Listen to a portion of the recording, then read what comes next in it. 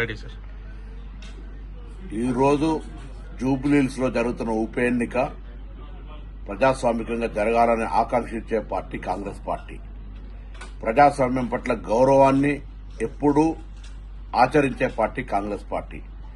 ఎన్నికల సంఘానికి విజ్ఞప్తి చేస్తున్నాం, ఎవరైనా సరే ఏ పార్టీ వాళ్ళైనా సరే నియోజకవర్గం కాని నాయకులు నియోజకవర్గంలో ఎన్నికలు జరిగే సందర్భంగా తిరిగితే వారిపైన కేసులు పెట్టుకోవచ్చు.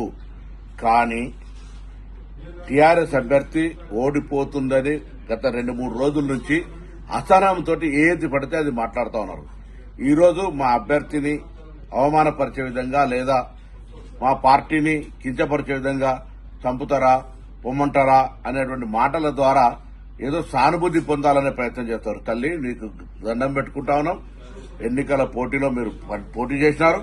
మీ నాయకత్వం నీకు సరైన విధంగా సహకరించిరా లేదా అనే అంశం పక్కన పెట్టి ఈ రోజు మేము కాంగ్రెస్ పార్టీ తరఫున మా నాయకత్వం అంతా మా అభ్యర్థి గెలుపు కొరకు పనిచేసి ఉంటుంది. ప్రచారం ముగిసిన 5 గంటల తర్వాత ఎవరు కూడా ఎక్కడ మేము నియోజకవర్గంలో కనబడతలేం.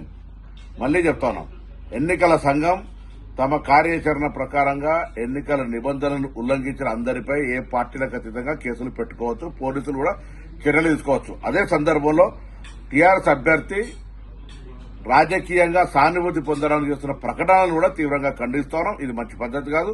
ఇది కూడా ఎన్నికల నిబంధనలను వ్యతిరేకించినట్టే, ఉల్లంఘించినట్టే అనే మాటని సందర్భంగా చేస్తూ ఈ సందర్భంలో ప్రజలను కోరుతా ఉన్నాం. ప్రజల అభిప్రాయం వాళ్ళ ఇష్టం ఓటు, కానీ ఓటు హక్కు వినియోగించుకోవడం కనీస బాధ్యత. తప్పకుండా పోలింగ్ శాతం పెరిగే విధంగా జూబ్లీహిల్స్ ఉప ఎన్నికల్లో మీ ఓటు హక్కును మీ ఆలోచన ప్రకారంగా వినియోగించుకోమని సందర్భంగా విజ్ఞప్తి చేస్తా ఉన్నాం.